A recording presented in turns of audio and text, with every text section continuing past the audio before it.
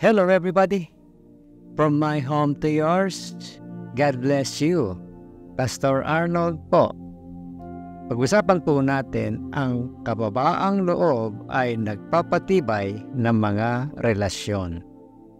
Ang sabi po sa Philippians chapter 2 verse 3 at ng verse 5 and 6, Be humble, thinking of others as better than yourself. You must have the same attitude that Christ Jesus had. Though He was God, He did not think of equality with God as something to cling to. Ang pagpipili ng maging mapagpakumbaba ay isang relationship builder. Ano ang pagpapakumbaba o humility? Ito ay kapag pinararangalan mo ang iba kaysa sa iyong sarili. Hindi palaging hinihingi o kumakapit sa iyong mga karapatan. Ang pagmamataas o yung pride sa kabilang banda ay sumisira sa mga relasyon. Ito ay nagpapakita sa maraming iba't ibang paraan. Maaari kang maging kritikal, judgmental, mapagkumpitensya, matigas ang ulo, at hindi mapagpatawad. Ang sabi po sa Proverbs 16 verse 18, Pride leads to destruction. A proud attitude brings ruin.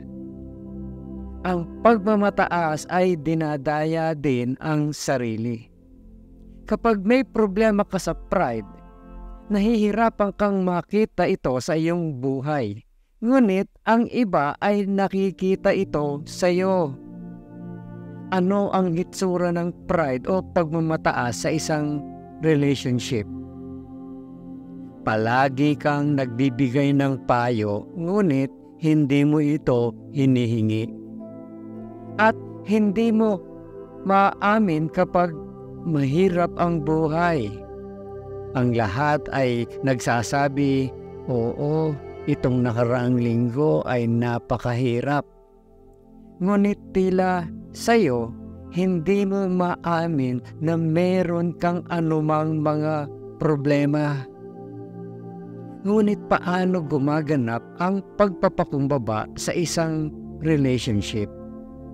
Sa 1 Peter 3:8, pansinin po ninyo itong 5 relationship builder. Sa talata na ito, live in harmony, be sympathetic, love each other, have compassion, and be humble. Yan po ay sa 1 Peter 3:8. Ang unang 4 ay nakasalalay doon sa huli, yung be humble, maging mapagpakumbaba. At ito ay isang napakahusay na modelo para sa mga relasyon. Paano nangyayari ang pagpapakumbaba sa iyong buhay? Nangyayari ito sa pamamagitan ng pagpapahintulot kay Jesus na kontrolin ang iyong mga iniisip, iyong puso, ang iyong saloobin at iyong mga reaksyon. Ang paglago sa pagpapakumbaba ay kailangang isama si Jesus. Ang basic law ng relationships ay ito. Nagiging katulad ka ng mga taong nakakasama mo. Kung gumugugol ka ng oras sa mga masusungit na tao, mas magiging masungit ka. Kung gumugugol ka ng oras sa mga masasayang tao, mas masaya ka. Kung gusto mong maging higit na mapagpakumbaba, gumugol ng oras kasama si Hesukristo sa pananalangin, pagbabasa ng kanyang salita. Kausapin mo lang siya. Gusto niya ng relasyon sa iyo at gusto niyang ipakita sa iyo kung paano niya ipinapakita ang pagpapakumbaba sa kanyang buhay sa mundong ito. Ang paglago sa kababaang loob ay maaaring mukhang isang malaking gawain. Ngunit posible ito kay Jesus.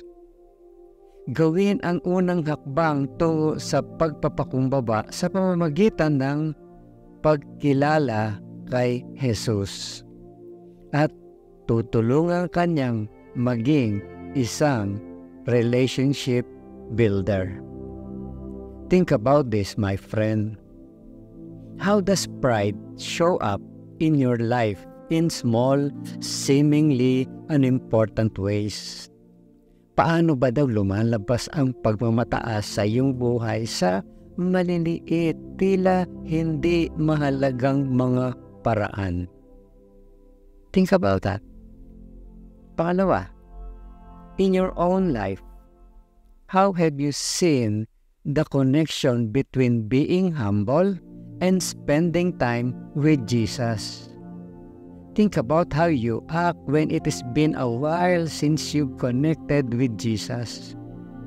Sa iyong sariling buhay, paano mo nakita ang koneksyon sa pagitan ng pagiging mapagpakumbaba at sa paggugol mo ng oras kay Hesukristo? Isipin mo kung paano ka kumilos nung medyo matagal ka na ring hindi connected kay Jesus. At ang panghuli, think about this, my friend. Think of someone who models humility for you.